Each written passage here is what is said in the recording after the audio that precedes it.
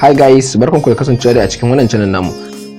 A yau dai muna tafi ne muku da Web3.0 EXCHANGE, wato exchange da aka fara yin ta akan Web3.0 da aka kirkira a tsarin cryptocurrency. Wannan exchange ana ce mata SuperEx EXCHANGE. Kuma wannan SuperEx EXCHANGE tana da abubuwa da dama wanda tafi guntayen exchange.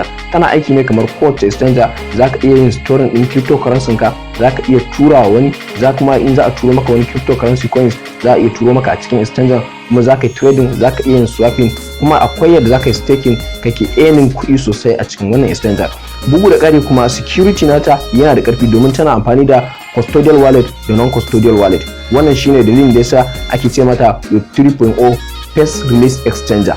Wato an kirkire ta ne akan Web3.0, wato security ta yafi na guntayen exchanger. Bugu da ƙari kuma wannan exchanger ta SuperEx tana ba da kyautar ET, wato ET coins. Wannan ET tokens din kuma an kirkire shi ne akan wannan exchanger. Kamar yadda kowace exchanger tana zuwa tare da nata coins din ko kuma tokens din, to ita ma tana tafi ne tare da nata tokens din. Tokens da coins kuma aikin su ɗaya ne a wajen siya da siyarwa. Kuma bugu da ƙari wannan tokens din da take bayarwa guda 10 ne. Kowanne tokens guda ɗaya kimanin $2 yake. Kun gan shi na shine wannan yana kimanin $2. Kwanakin baya sai da ya kai kusan $30. To idan kai register za a baka guda 10. Bayan ka kammala kuma zaka iya yin trading nahi, zaka iya yin exchange nasa. To abu na farko da ya kamata kai shine sai ka shiga wajen login ko kuma register. To anan ne zaka samu kai register ka bude wannan exchange kai ma. Idan ka danna zai kawo ka inda zaka yi login. Idan ka taɓa buɗewa wallet ɗin kenan. Idan kuma baka taɓa buɗewa ba sai ka danna wajen wannan register.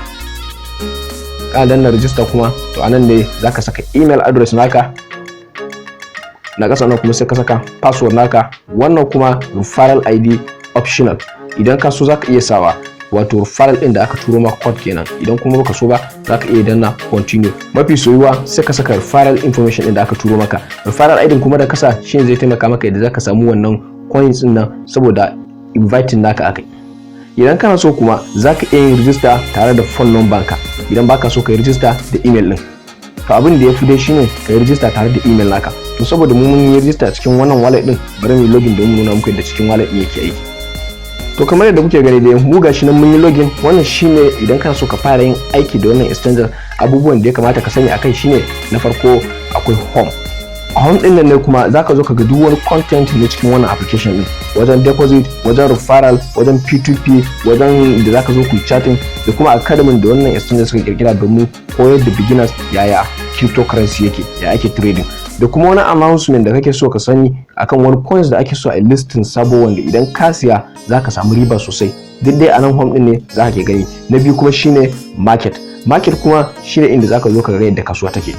Duk wani coins da ka sani a nan market din za ka gansa. Idan ka zo ka wajen spot, in kana so ka coins da suke kan spot, idan kana so ka coins da suke kan future kuma gashi nan, wannan shine na spot, wannan shine na future trading, wannan shine na zones. To anan ne zaka zo ka ga duk wani bayani da kake so ka sani akan wani coins. Duk wani coins da wannan exchange ta yi listing nasa, to duk anan zaka zo zaka gansa. Wajen features din kuma shine zaka zo ga duk wani coins da yake karkashin future trading.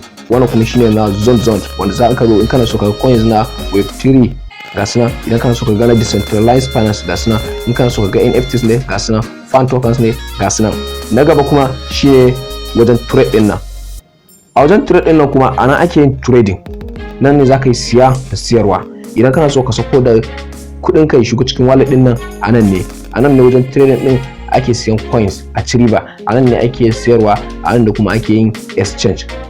Idan kuma kana so ka sako da kuɗi kuma ya shigo cikin wallet din naka domin ka samu damar yadda zaka ka siya, abin da zaka shine zaka shiga wajen P2P din nan. Wajen P2P nan anan ne zaka shiga domin kai pay to pay buy.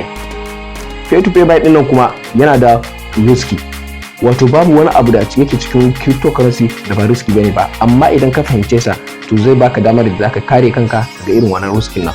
Idan ka shigo wajen P2P nan, wato pay to pay network, ka nan ne zaka gani I want to buy. Idan kana so ka siya USDT ko kuma kana so ka siya BTC, to gashi nan. Idan kuma sayarwa kake so ka yi, to sai ka shiga I want to sell. Za su sa maka USDT kake so ka sayar ko kuma BTC.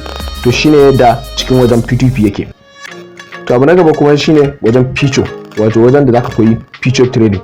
Future trading nan kuma yana da babban riski, wanda idan mutum har bai taɓa yin future trading ba, to kada kuskure ya kai shi ya ce zai future trading ba tare da ya fahimci ya yake ba. Kamar da kuke gani gashi nan suna nuna wa mutum yadda zai fara yi, yadda kuma ya kamata a ce ya yi settling future trading nashi, tare da koya mutum yadda ake yin sa. to gaskiya yana da riski sosai. Mafi soyuwa shine mutum yake yin trading ɗinsa a wajen trade ɗin nan, saboda future trading ana yin liquidating, kuma idan aka liquidating ɗin coins ɗinka, aka liquidating ɗin kuɗinka, za a taɓa kuɗinka ne ba kuɗin exchanger ba. Abu na gaba kuma shine wajen wallet. Wajen wallet ɗin nan kuma da kake gani shine idan ka shigo za ka ga overview ɗin gabaki ɗaya kuɗinka. Duk wani coins naka da yake cikin wannan exchanger to ana za ka kuɗin sa. Kamar da kuke gani mun ga muku damu idan kai register za a baka ETT tokens guda 10. To na wanda aka bamu ma shine kun ga yadda balance nasa yake 25 USDT. To bugu da ƙari kuma a cikin wannan exchanger wallet ɗinta guda biyu ne kamar da muka faɗa muku. Cloud wallet ne da kuma super wallet. Cloud wallet ita ce wannan wacce muke ciki, super wallet kuma ita ce ta gefanta. Idan ka shiga super wallet kuma shine wanda zaka create din wallet din da take karkashin non custodial, wato za a baka fast press. Idan ka tashi zaka rana create super wallet, idan ka zo creating za su rubuto maka duk dokokin da ya kamata ka san su kafin ka bude wannan wallet din. To idan ka gama bude sai ka rana I agree din nan sai ka rana continue domin su isar da kai zuwa cikin super wallet din.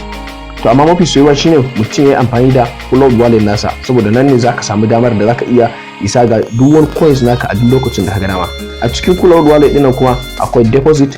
Idan ka so ka sako da wani coins daga cikin wata exchanger ka sako shi cikin exchanger naka, to zaka shiga cikin deposit din nan ne. Idan kuma kana so ka fidda coins naka daga cikin wani exchanger zuwa wani exchanger, to zaka danna withdraw din nan ne.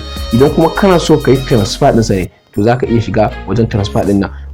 Kamar da kuke gani wannan shine balance na wajen spot trading, shine wajen trading din nan. Wannan shine na P2P wanda idan ka shigo da shi daga cikin bankin ka ko daga cikin wata exchanger.